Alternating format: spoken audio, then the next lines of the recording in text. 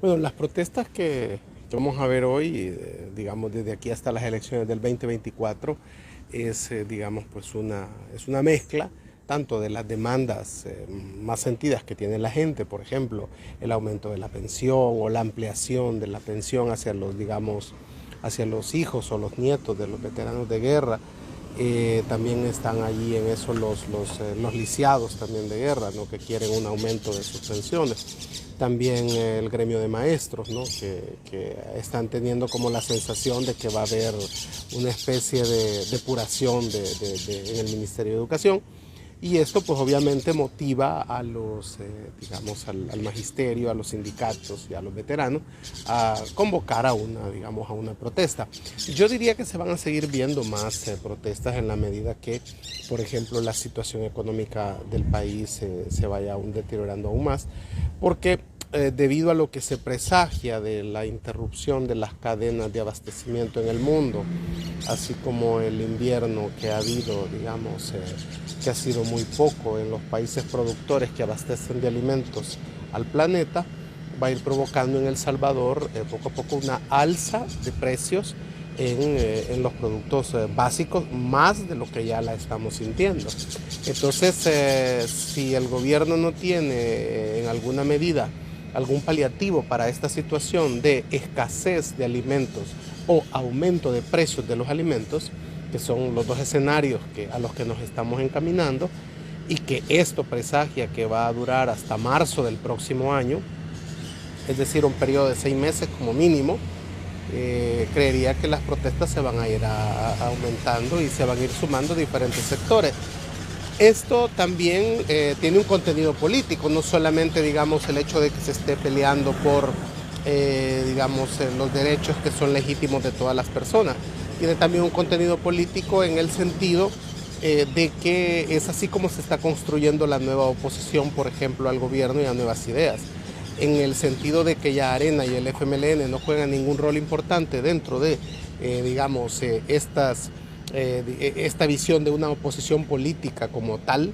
Entonces la sociedad civil está organizándose para ir constituyendo, digamos, una oposición. Por eso también esto hay que verlo, además de las necesidades, digamos, sociales que son legítimas de toda la gente, de aspirar a una mejor vida, también tiene un componente político. Es la nueva oposición, o sea, tenemos que acostumbrarnos, creo yo, a que esta nueva oposición es la que va a tomar el rol protagónico en el país para exigir al gobierno o enfrentar al gobierno o contrarrestar los argumentos del gobierno. Yo lo que entendería es que si la oposición hace una protesta, una marcha, el gobierno responde, por ejemplo, tirando la pelota hacia adelante, en el sentido de que qué están haciendo ahí gente de la tercera edad, que está financiada por USAID, pero en realidad el gobierno tiene, digamos, la llave para detener estas protestas, y es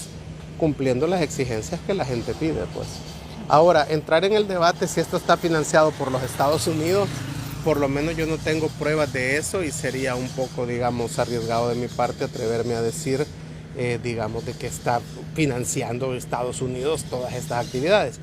Ahora, históricamente Estados Unidos ha intervenido en el país, o sea, Estados Unidos intervino en la guerra, por ejemplo, gastaba $1 millón diarios en el conflicto armado. Entonces, es decir, no es nuevo y ni debería de sorprendernos, digamos, que intervengan los Estados Unidos, porque pareciera ser que a la clase política salvadoreña, cuando interviene Estados Unidos en favor de ellos, dice está bien, pero cuando interviene en contra de ellos está mal. Entonces pareciera ser que la intervención es buena si me favorece y es mala si va en contra de mi posición política. Entonces, por lo tanto, acusar a los Estados Unidos de injerencista, tendríamos que comenzar primero la clase política salvadoreña digamos, a hacer su mea culpa de por qué buscan a los Estados Unidos en diferentes momentos, ¿no? Bueno, mire, yo en lo personal he criticado que haya partidos de fútbol y que se permita, digamos, verdad, que estén bares abiertos mientras las universidades y las escuelas están cerradas. Igual también considero que por la situación del COVID-19 es complicado llevar ancianos a estas protestas porque son supuestamente los más expuestos y los más vulnerables frente al COVID-19. Ahora bien, para mí no deberían de haber marchas, no deberían de haber concentraciones, no deberían de haber mitines, no deberían de haber partidos de fútbol y no deberían de estar abiertos los bares ni las discotecas. Pero si usted se fija, pues todo eso está abierto porque dicen que no se puede detener esa actividad económica porque eso afectaría, digamos, la situación de muchos sectores productivos del país. Entonces, dicho esto, ahora, que alguien sea de la tercera edad no le impide protestar. Es que uno deja de ser ciudadano hasta que se muere. Comienza a ser ciudadano a los 18 años y termina de serlo hasta que uno muere. Entonces, ¿los ancianos tienen derecho a votar? Sí, tienen derecho a votar. Entonces, ¿tienen que ir a votar el día de las elecciones? Pues van a votar el día de las elecciones. Entonces, ¿tienen derecho a manifestarse y a protestar? Sí, también tienen derecho a manifestarse y a protestar. En ese sentido, yo no le miro ningún problema. Si no es decir, en lo que respecta a la prevención por el COVID-19, sí, es arriesgado a que gente de la tercera edad salga. Pero yo puedo aceptar que los diputados de Nuevas Ideas que se reunieron con Roy García son traidores a Nuevas Ideas. Pero también de paso es necesario establecer que la forma en que han sido suspendidos de su labor como diputados es inconstitucional y es ilegal. O sea, si Nuevas Ideas quiere, quitarlos del cargo de diputados, lo que tiene que hacer es el fiscal general de la República presentarse a la Asamblea Legislativa y pedir un antejuicio para ellos y por lo tanto el desafuero. La Asamblea Legislativa tendría que haber nombrado una comisión, ¿verdad?, que estudiara el caso, los desaforara y enfrentaran, la acusación de cohecho activo, que es, la figura penal que se ha utilizado por parte del presidente de la República del supuesto delito que han cometido. En ese sentido, creo yo que la Asamblea ha equivocado otra vez el proceso contra los diputados, traidores, ¿no? Entonces, creería yo que esto abre la puerta para que los diputados puedan presentarse a la Sala de lo Constitucional a pedir la inconstitucionalidad de ese decreto de que les establecía esa suspensión de 5 meses y poder ampararse ante la Sala de lo Constitucional. Si la Sala de lo Constitucional les niega ese derecho, ellos pueden recurrir a la Corte Interamericana de Derechos Humanos a demandar al Estado porque se les han violado sus derechos políticos en este sentido. Y ya hay una sentencia de la Sala de lo Constitucional que establece que los disidentes de un partido político, los que renuncien, no podrán formar un grupo parlamentario, pero ni podrán ingresar a otro partido político. Pero lo que no se puede hacer, dice la misma sentencia, es quitarles el cargo de diputados, porque eso sería revertir una elección que ya hizo la gente, y eso no se puede hacer. Entonces creo que sí se ha equivocado la Asamblea Legislativa en el proceso de sanción que les quiere imponer, porque no existe esa figura de que vas a suspender al diputado por 5 meses o por un tiempo, ¿no? El diputado propietario tiene el derecho constitucional a ocupar su curul, ¿verdad? Pero no nadie lo puede, porque es un cargo de elección popular, pues. O sea, entonces en ese sentido creo yo que la Asamblea Legislativa se ha equivocado en la manera de hacer. Están dejando que el hígado tome decisiones y no el cerebro. Yo creo que aquí se han dicho verdades a medias en relación a si la Asamblea Legislativa puede o no desaforar al diputado Quijano. Vamos a ver, en el 2006 la Asamblea Legislativa efectivamente desaforó a Mario Sorto, que era diputado del Parlamento Centroamericano por el Partido Arena, precisamente acusado por asociaciones ilícitas. Pero en 2006 no existía la reforma que se hizo al Tratado Constitutivo en 2008, que estableció que iba a ser el Parlamento Centroamericano el que tenía que desaforar, a los diputados del Parlamento Centroamericano. Entonces lo que hemos sabido es que establecía el secretario jurídico de la presidencia que también van a recurrir al Parlamento Centroamericano. Lo que hacen al abrir un procedimiento en El Salvador contra el diputado Quijano es habilitar al diputado Quijano a que vaya a la Corte Interamericana de Justicia y pues se ampare y demande al Estado de El Salvador porque le están violentando sus derechos políticos.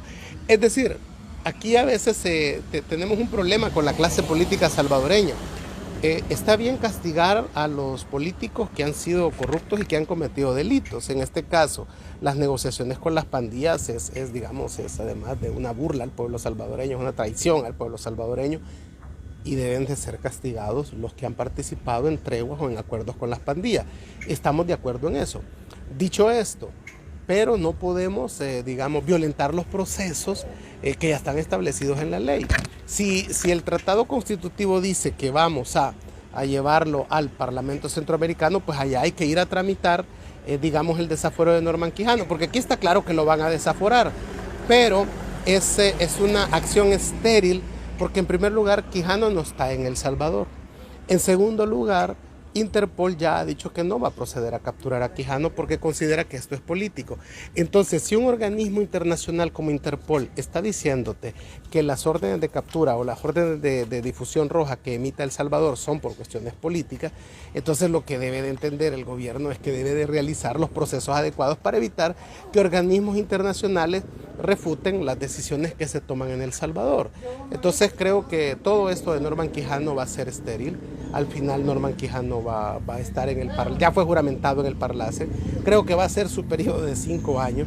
Va a ser bien difícil que lo procesen, ¿verdad? Digamos, en El Salvador, porque se ha politizado todo al hacer mal las cosas.